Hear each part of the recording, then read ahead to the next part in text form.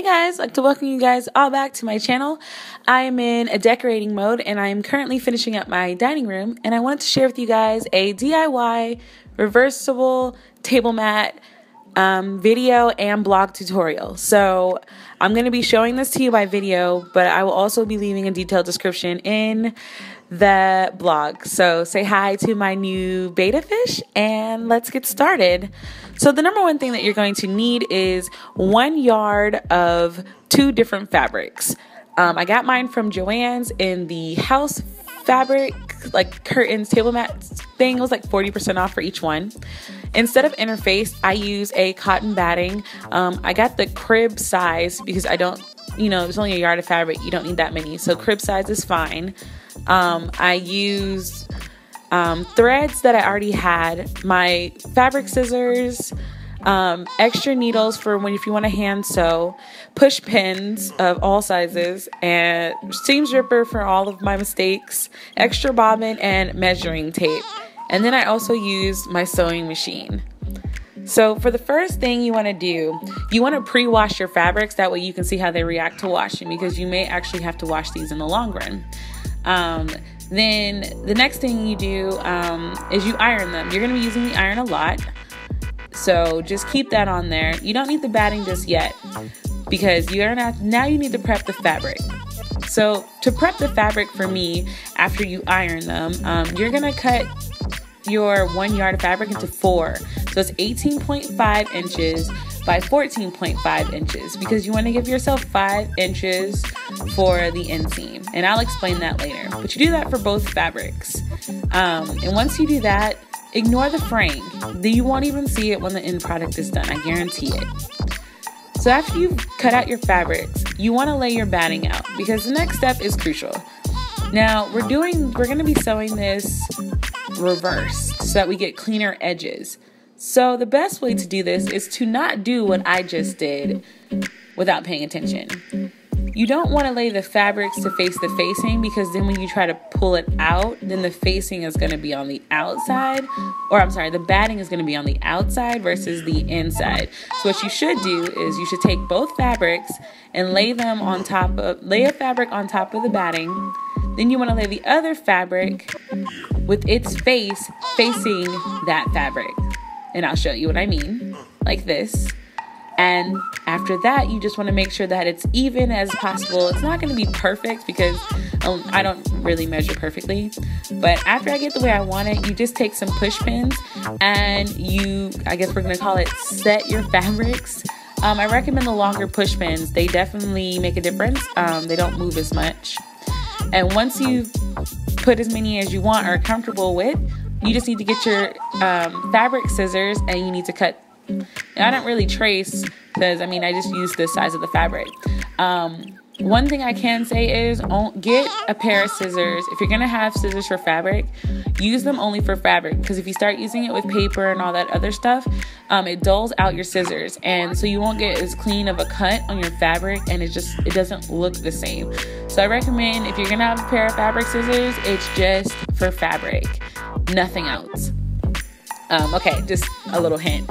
So back to this, we're cutting out the batting, and now it's time to sew. And we're gonna sew just like this, and I'll show you why in just a second. So for me, I already have the sewing machine prepped. If you guys want to see a video on how I prep my sewing machine, that's fine, but I'm using an orange thread, and I'm gonna use black thread for my bobbin. And for me, I didn't really have like a specific place that I was setting to sew it, but I use my foot as a guide to keep it straight, as much fabric on the outside of the foot as possible. And then I just sewed. And you're going to sew 3 sides completely closed, and you're going to leave a bit of the 4th side open so that we can pull the fabric through. So let's just fast forward this. Fast forward.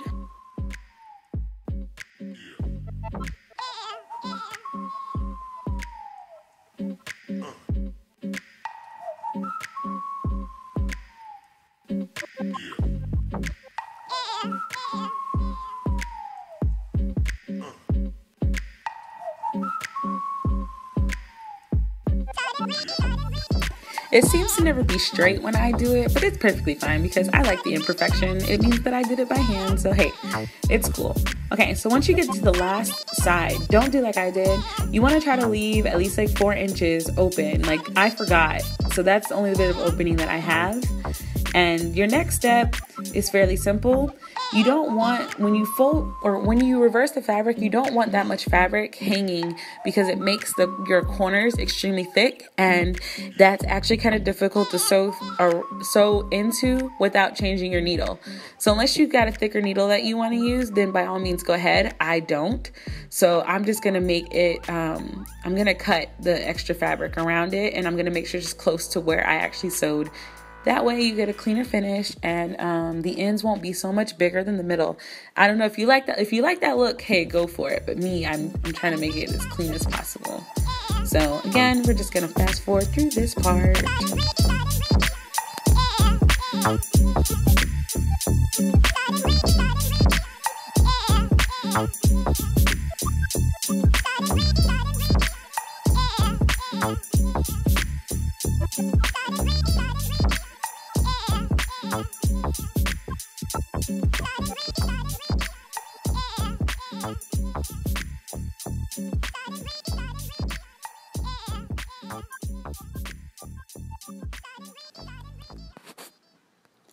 All right, so now we got our scraps. We're completely done with cutting it. The next thing you want to do is reverse. Now, I guess the best way for me to do this is, see how small I made this hole? It's not supposed to be this small. It should be big enough for you to kind of put your hand in comfortably. But if you don't feel like using a seam stripper like me, because I'm very lazy, what I do is I pick one of the edges that is diagonal kind of from where I was, and I just pinched it, and I'm just going to slide it through. Now, it's going to take a little bit to get it through, but if you have patience, it's not that bad. If you don't want to do this, then I recommend taking a seam stripper and opening up this section a little bigger. I did it a couple of times when I was doing, because I made 4 mats. So on one of the other mats, I actually did it from the middle, which I'll actually show you guys as well, because, you know, I want to show both sides.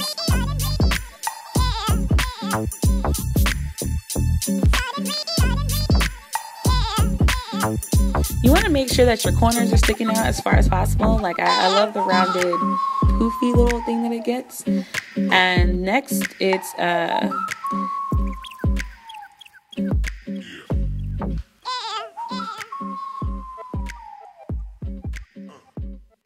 so we're done, and you see how the opening, like every other edge of it is clean, but the opening is where you're going to see it. So what you need to do now is bust back out that iron, because it's time to iron again. Yes, I told you we'll be doing a lot of ironing.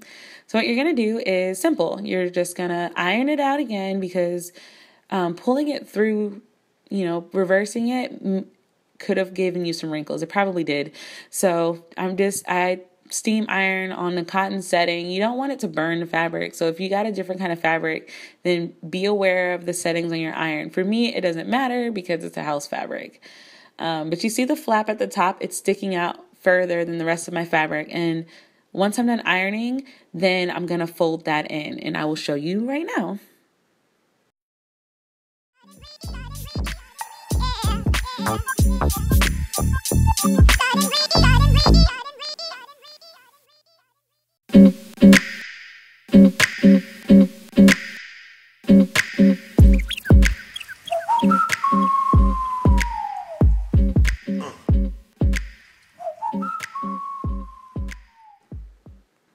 All right, so once we've ironed it flat, for me, I'm very anal about this. I tried to make it as uniform as possible. It's not going to be perfect.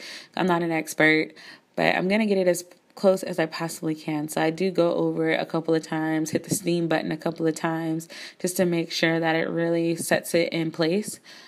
Oh, sorry about that, guys. Yeah, just iron it through one more time just to get a good fit.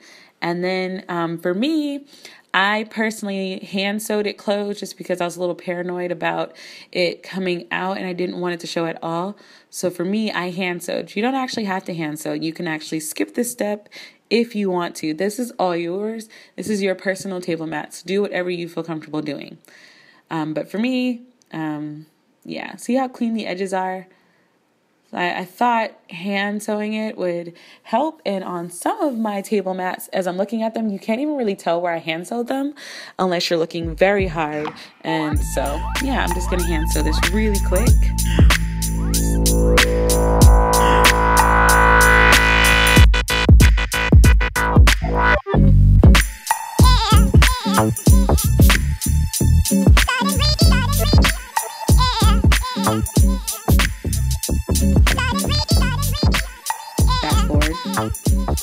Alright, so you're going to iron one last time after you're done with the stitching, or if you skip the stitching, you should have already ironed. So we're going to iron this one last time because this will be the last time that you iron it before you put the little finishing stitches, because now we're going to top stitch. It gives it a little more security, so when you put it in the washing machine, it'll be easier to iron, and the batting and the inside should not move now that it's got an extra stitch. So for me, the stitching is helpful. So the final step that you need to do is do a top stitch. I used about 1/4 inch seam, and I tried to keep it uniform throughout all of them. However, you know, hey, it sometimes happens to not work that way, but the imperfection looks good on my table. So I say do what you feel comfortable and sew it up.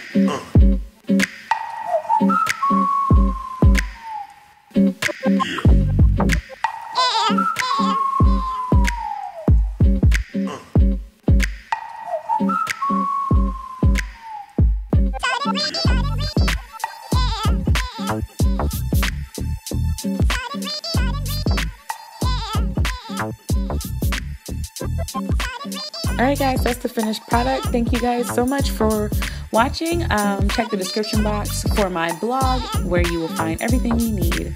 Have a very, very blessed day, and until the next time, bye!